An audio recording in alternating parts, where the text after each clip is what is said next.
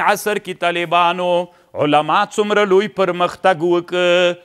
کله چې د ښځې رحم ته مني لاړ سي یا د نر میړه مني راخلي طالبانو، دی کې یو مني ایکس دی یو وای دی.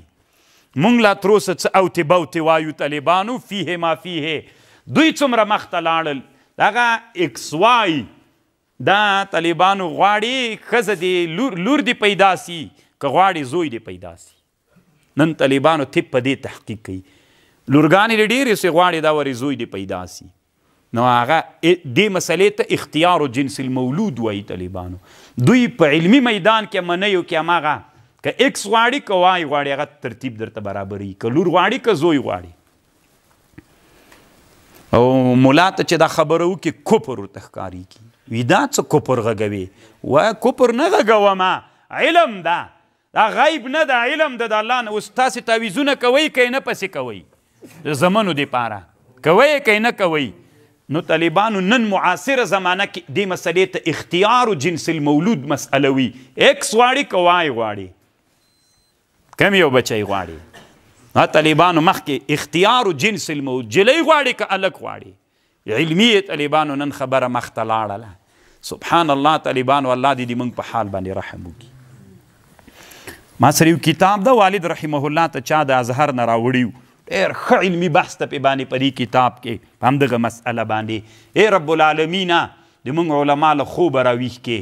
ای الله پاکه د افغانستان علمي ادارات داسې وګرځئ لکه په ازهر کې چې علمي تحقیقات کیږي.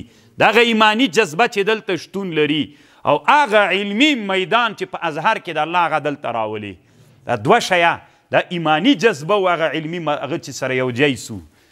ته څه فکر کوي چې اسلام تنا د موږ همدې پورې تړلی چې افغانستان کې به موږ اوسیږو؟ خو علم کې پاتې راغلي یو ځکه دلته اوسیږو که نه، چې علم دې نه وي خود د کوټه کې به لا اوسیږي. عالم الغیب والشهادة الکبیر المتعال. الله عالم د غیب ده او د شهادت ده. دلته طالبانو یوه خبر روح المانی کړې ده، ډېر ښه علمي بحث یې کړی. طالبانو کله کله بچی د مور په نس کې 4 کالم تیروي. حرم ابن حیانی وی 4 کاله بعد د مور له نسه وزیږېد. ضحاک ابن مزاحم دی 2 کاله بعد وزیږېده. حتی دلته لیکلي طالبانو وایي ماته یو چا خبر راکړه چې یوې ښځې 15 وارې 15 بچان وزیږول. خدای وي دا ډېر نوادر دي. 2 بچان چې اکثره وخت کې ښځه وزیږي نه پاتې کیږي که کمزوري وي الا.